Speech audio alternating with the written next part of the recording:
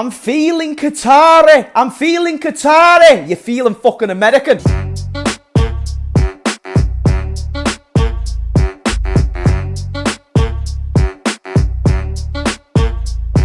Right, hello there everyone, welcome back to James Redmond TV and welcome to another Redmond Roundup. Manchester United are truly a blessing, not as a kid they were annoying because they won stuff. Now that they're truly a blessing, they can bring great laughter, comedy, joy. When you're depressed and you're not a United fan, you watch Manchester United. When you're happy and you're a Manchester United fan, you don't watch Manchester United. It's kind of the way it works. First and foremost, I am here to be shameless for those who are wondering why I'm doing this video, but also I'm here to try and actually speak a little bit of light on what's quite an interesting situation at Man United right now. Before we get into it, do smash a like only if you enjoy the videos. It's my first video in 6 days, and we're going to be doing a stream at 12:30 with a little bit of Liverpool talk. Manchester United can't get new owners. Now, the reason why I'm being shameless at the start of this video is because I just remember hearing United fans saying to me, oh my goodness, no one wants your club, mate, and this, that and the other.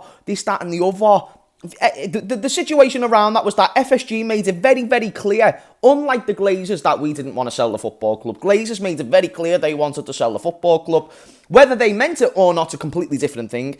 FSG, they made a statement and then they contradicted the same statement 2 days later. And then 4 days later, they came out and said, oh, actually, we only want a minority stake ownership, whatever the frick. And now we've got that with whatever this new capital fund is, but it's not even going to get us more transfers. So we can't flex on new owners. But Manchester United still sort of can. Even though I'm bantering them, they've still got Sir Jim Ratcliffe. And the reason why I'm doing this video is because I believe at the moment he's got a minority stakehold, but he's looking to eventually make that 100%. And I don't know how that's going to work, but I'd assume...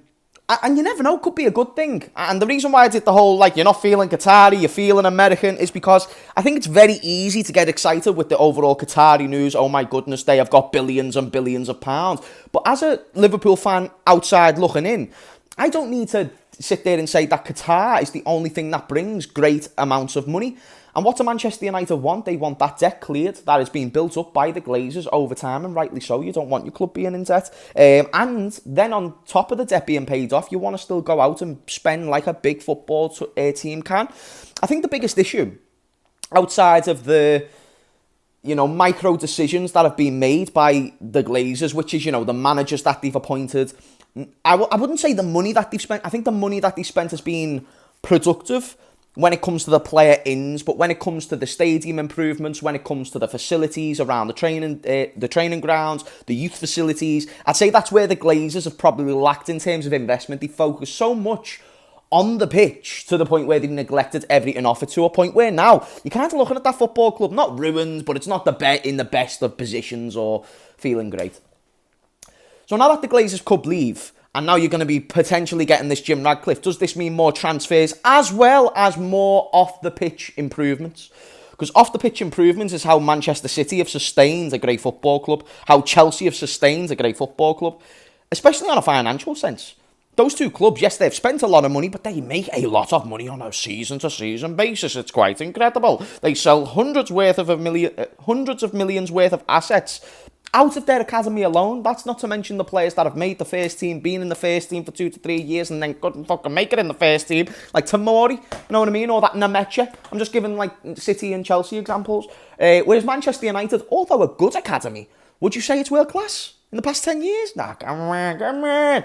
Sarge Rashford, who have they really developed that's of quality and substance? You're then going into the conversations of your Mason Greenwood, to be fair, obviously that's in well, particularly. You never know, there could be a little bit of a siege. You know what I mean? Brandon Williams, having beef with Rio Ferdinand. Listen, I'm just trying to say it's not been the best, and I'm not trying to say Liverpool's is the best. I'm just saying Chelsea and City have clearly created a standard that's made their football clubs more self-sufficient through, for instance, a youth academy.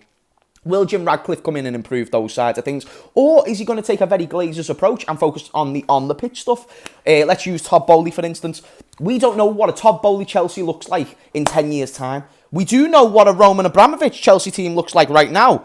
Not in terms of the starting 11, but in terms of the infrastructure of the football club, because that is what's being taken over by Todd Boehly. We do know that Todd Boehly spent a lot of money, but we also know there's a question on whether or not he's hired the right people for the job. Mauricio Pochettino, a bit of a shaky start. Potter, not really great. The people that he employed from Brighton, not really great, and Brighton have still been boss. So let's see like what really goes down there. But with United solely, we need to analyse who are they going to appoint for the sporting director roles, who's going to be the transfer committee, who's going to be the manager, will it be Ten Hag, will it be a new manager, who are they going to put faith into, and then how much money is going to be spread out, not only on transfers, but also off the pitch stuff as well. And that's why I'm doing this video, because I haven't quite done the research. I believe Jim Ratcliffe is about to complete a deal worth of 25% of ownership or something like that. That's according to Fabrizio Romano. I'm not really too sure. But I am sure that this could be...